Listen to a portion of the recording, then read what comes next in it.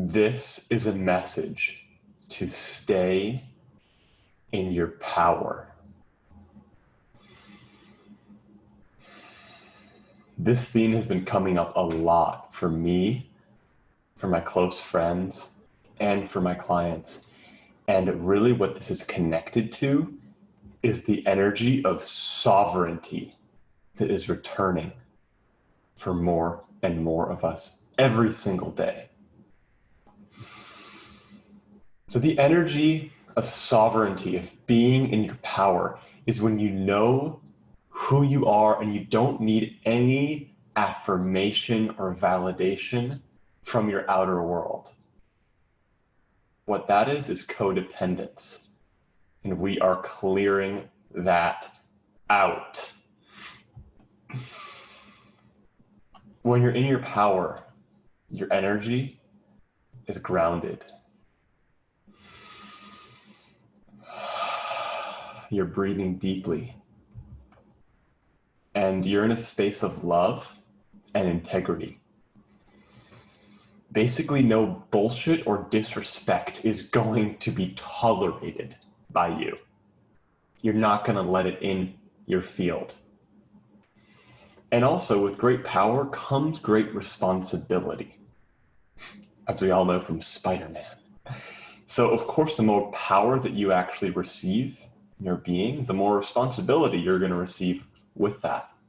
And a lot of people are afraid of responsibility, so of course they don't claim their power, because at some level they understand that those two are intricately connected.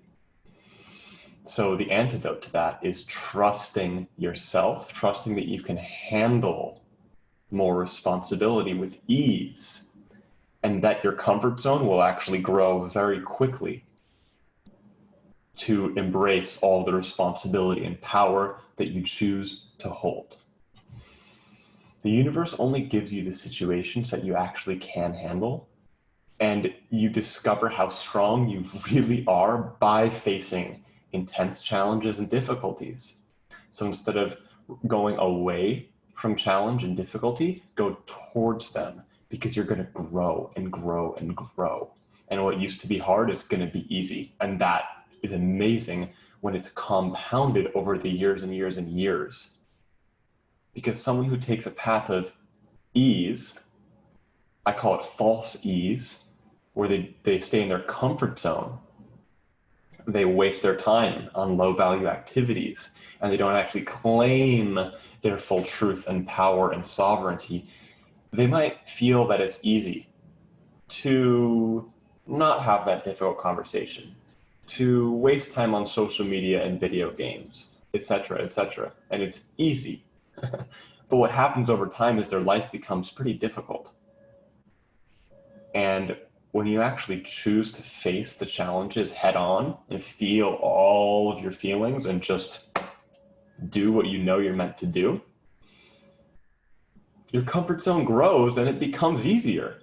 And yes, you're going to receive an even greater challenge, because when you climb one mountain, guess what? There's another mountain above it that is way higher.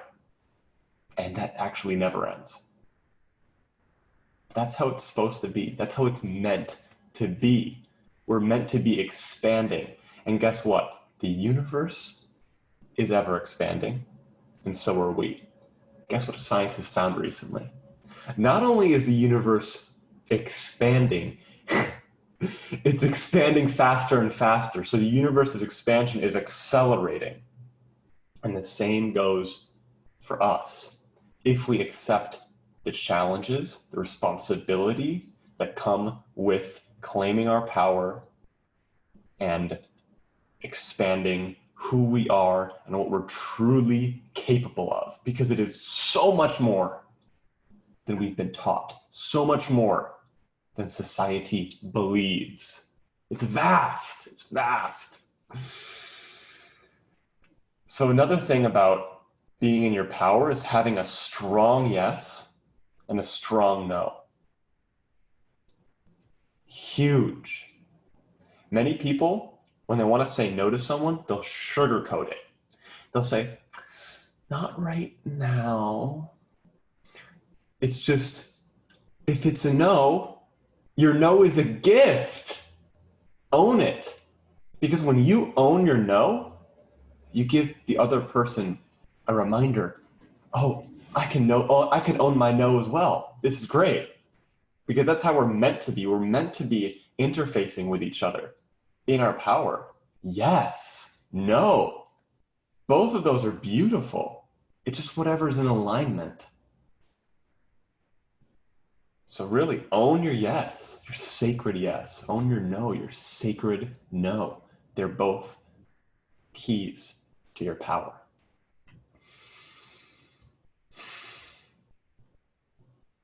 Being honest with how we truly feel is another thing that I personally have had a lot of trouble with over the years and a lot of growth around.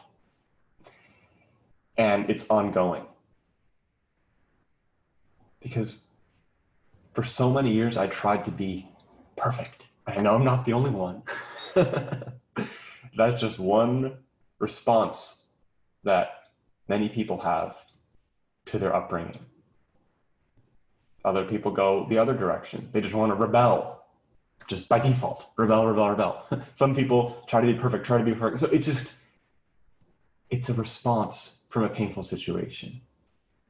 And so for me, in my journey of healing my perfectionism, a big part of that was acknowledging and owning how I really felt instead of covering it over with, oh, it's okay. Or even worse, some kind of spiritual bypass. It's all love. So we're done with that. We're done with all of that stuff. If you're feeling hatred, it's okay. Just be honest with how you feel. It's totally fine. No emotions are off limits. We're here to be full spectrum beings, okay? And we want to choose love. That's the direction we want to go. So whatever you're feeling, accept it. Let it move through you and let it go. Because what they say about emotions are, yeah, we can bury emotions, but they get buried alive. So it'll get stuck in our body and our energy fields and start to create distortions and even potentially dis-eases later on. So as we learn to heal ourselves and clear our bodies out, our physical, mental, emotional, spiritual bodies out, so that we can actually feel the flow of love as it's meant to be experienced here. And as we're truly honest with how we feel, then our power returns to us even more, because we're not suppressing, denying, rejecting, repressing. We're not doing that anymore. That's what the culture teaches unconsciously. And that's what we take on until we're ready to own how we feel, accept how we feel, love how we feel, and breathe. And be in our power moment to moment. And it's a journey. It's definitely a journey. And all this talk about power, some people may be thinking, oh, isn't power something that corrupts people and something people get high on? Yes, absolutely. But that's not the kind of power I'm talking about. I'm talking about inner power. That has nothing to do with the outer world. Inner power is connected to your sovereignty. When you're sovereign, you're whole, you're integrated. There's nothing lacking. You don't need to have power over anyone else. That's not true power. That's egoic desires. True power doesn't need to prove anything to anybody. It's whole in itself. I'm whole in myself. You're whole in yourself. We can meet each other from a space where we're both deeply empowered. And that's a place of deep respect, because we honor each other.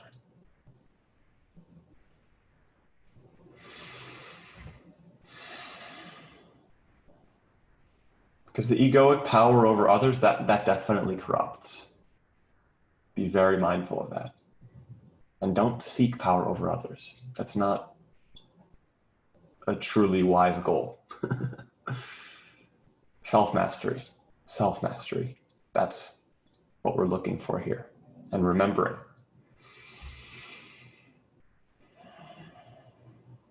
Part of this empowerment is being relaxed in your body. When your nervous system is fried, good luck being in your easy, calm power.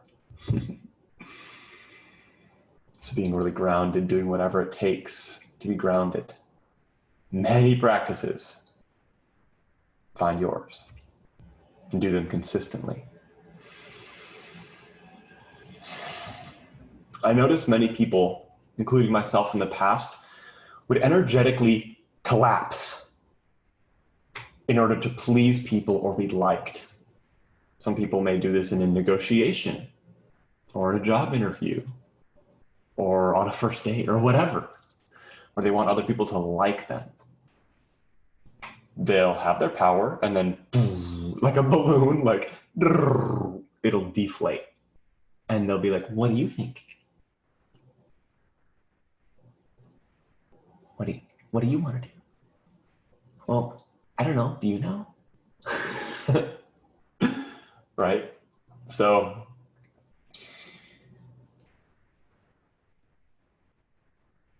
do not energetically collapse for others. Even if it's people that have deep patterns, right? Like maybe parents, relatives. No. Stay in your power, no matter what. It's connected to love as well. Everything's connected to love. So just like we don't actually have to create love, it's just always here. And as Rumi talks about, it's about removing the blocks we've put up. Blocks we've put up to love. Instead of creating love. We don't have to create it. It's an absolute. It's a given. So remove the blocks and love flows. As it is your very nature. It's the same thing with our power. When you stop suppressing your power, it will flow through you. And you're a conduit. Remember, it's not yours. Just like love isn't yours. You're the vessel. And that helps us be humble with all of it, which is so important, especially with power. So important. So you're the vessel for power, divine power, to flow through and do what it's going to do. And you're meant to wield that with the purest integrity that you possibly can hold at your given moment. Power's always here, just here to reclaim it. And there's three magic words that people use to give away their power. There's the three magic words of, I don't know. Okay? So when people say, I don't know, they often say it unconsciously.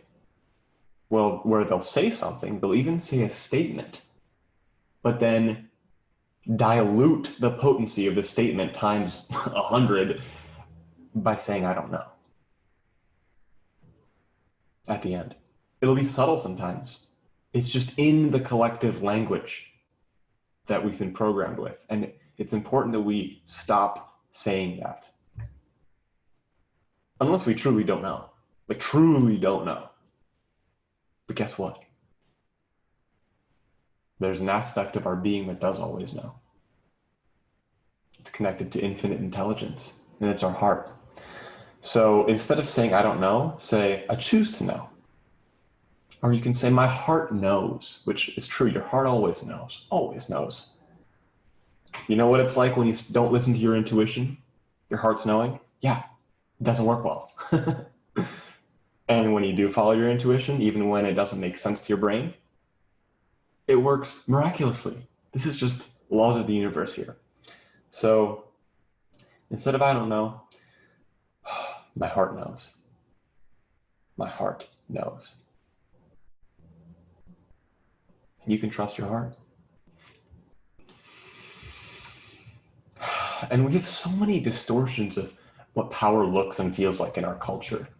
It's like some big, masculine, aggressive thing.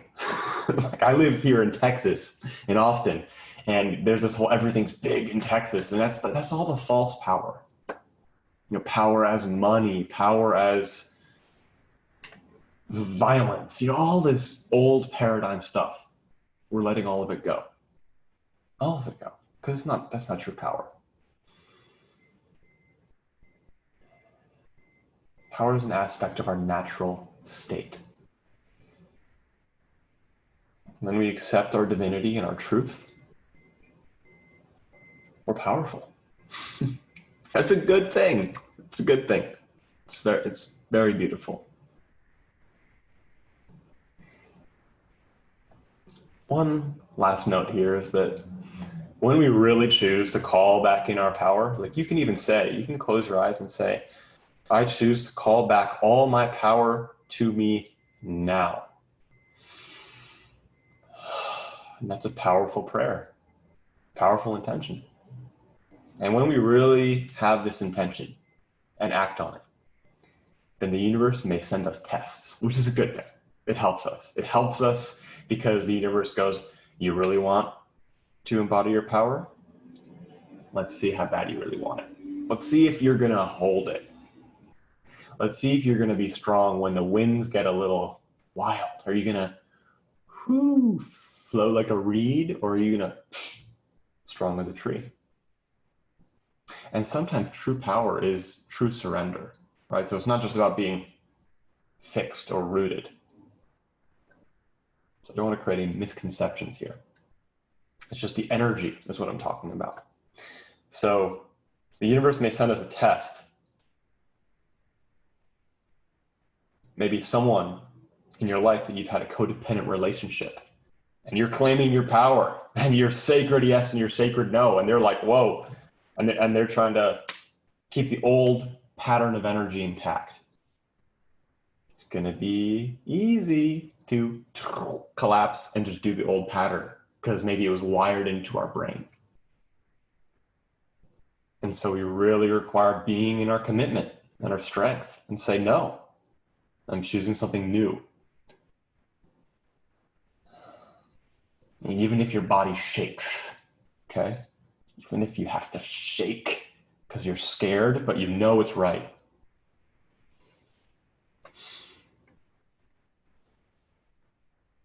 Do whatever it takes to be in your sovereignty. And to pass your tests, because they're going to come. And you can be grateful instead of saying, oh, why is this person doing this? No blame. When we blame, we totally give away our power. That's done. It's thank you for the test. And I choose to pass the test.